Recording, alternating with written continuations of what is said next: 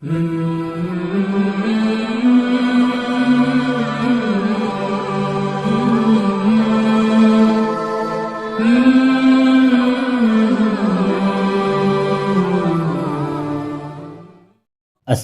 علیکم۔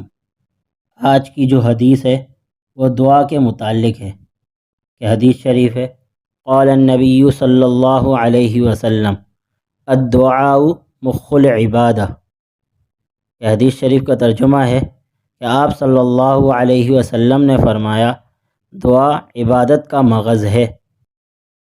حدیث شریف کے اندر دعا کو عبادت کا مغز کہا۔ اس کی وجہ یہ ہے کہ تمام عبادت کا مقصد یہ ہے کہ انسان میں عاجزی آ جائے، اور یہ بات دعا میں 100% پائی جاتی ہے۔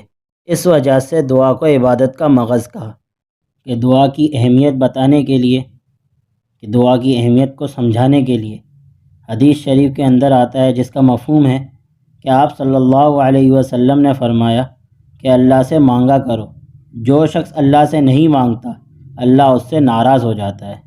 دعا کے متعلق مزید بات کہ دعا کے آداب کیا ہیں، قبولیت کی گھڑیاں کون سی ہے، اس پر پہلے سے ہی میں نے ایک ویڈیو بنائی ہوئی ہے، تو آپ اس ویڈیو کو دیکھ سکتے ہیں۔